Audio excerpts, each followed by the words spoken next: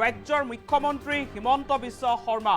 বহু বিবাহক লৈ মুখ্যমন্ত্ৰী হিমন্ত বিশ্ব শৰ্মা চৰকাৰে কোনো ধৰণৰ কম্প্ৰমাইজ নকৰে। কোনো ব্যক্তিয়ে যদি এগৰাকীতকৈ অধিক বিয়া পাতে তেনেহ'লে সেই ব্যক্তিজনক বিহা হ'ব 7 বছৰৰ কাৰাদণ্ড। 25 নৱেম্বৰত বহু বিবাহক লৈ নতুন আইন আনিব বুলি এইবাৰ মুখ্যমন্ত্ৰী হিমন্ত বিশ্ব শৰ্মাই মন্তব্য কৰিছে। বহু বিবাহক লৈ কঠোৰ হৈছে ৰাজ্যৰ মুখ্যমন্ত্ৰী হিমন্ত বিশ্ব শৰ্মা। মুখ্যমন্ত্ৰী হিমন্ত বিশ্ব শৰ্মাই এইবাৰ কৰিলে এটা বৃহৎ ঘোষণা। বহু বিবাহক লৈ আহি আছে ৰাজ্যত নতুন আইন। 25 নৱেম্বৰত বহু বিবাহক লৈ নতুন আইন আনিব চৰকাৰে। এগৰাকীতকৈ অধিক বিয়া পাতিলে 7 বছৰৰ কাৰাদণ্ড।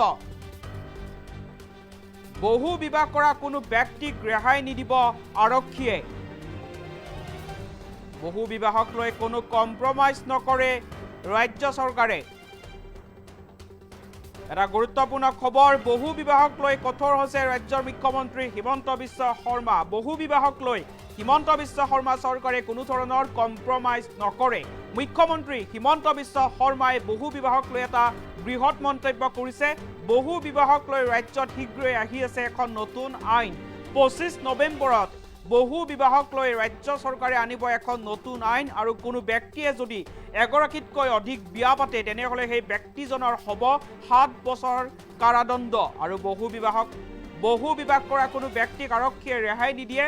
বহু বিবাহক লৈ কোনো কম্প্ৰমাইজ নকৰে চৰকাৰে। এনেদৰে এতিয়া মুখ্যমন্ত্ৰী হিমন্ত বিশ্ব শৰ্মাই মন্তব্য কৰিছে।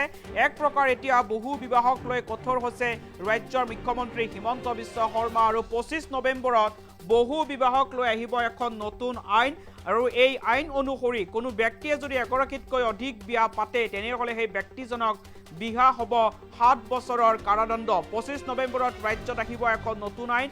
মুখ্যমন্ত্ৰী হিমন্ত বিশ্ব শৰ্মাই এটা বৃহৎ মন্তব্য কৰিছে বহু বিবাহক লৈ।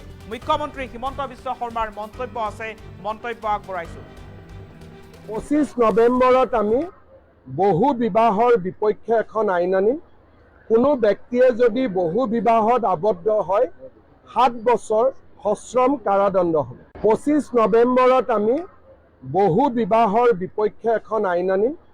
কোনো ব্যক্তিয়ে যদি বহু বিবাহত আবদ্ধ হয় 7 বছৰ সশ্ৰম কাৰাদণ্ড হ'ব। 25 নৱেম্বৰত আমি বহু বিবাহৰ বিপক্ষে এখন আইন আনিম। কোনো ব্যক্তিয়ে যদি বহু বিবাহত আবদ্ধ হয় 7 বছৰ সশ্ৰম কাৰাদণ্ড হ'ব। 25 নৱেম্বৰত আমি বহু বিবাহৰ বিপক্ষে এখন আইন আনিম। কোনো ব্যক্তিয়ে যদি বহু বিবাহত আবদ্ধ হয় 7 বছৰ সশ্ৰম কাৰাদণ্ড হ'ব। 25 নৱেম্বৰত আমি বহু বিবাহৰ বিপক্ষে এখন আইন আনিম। কোনো ব্যক্তিয়ে যদি বহু বিবাহত আবদ্ধ হয় 7 বছৰ সশ্ৰম কাৰাদণ্ড হ'ব। 25 নৱেম্বৰত আমি বহু বিবাহৰ বিপক্ষে এখন আইন আনিম। কোনো ব্যক্তিয়ে যদি বহু বিবাহত আবদ্ধ হয় 7 বছৰ সশ্ৰম কাৰাদণ্ড হ'ব।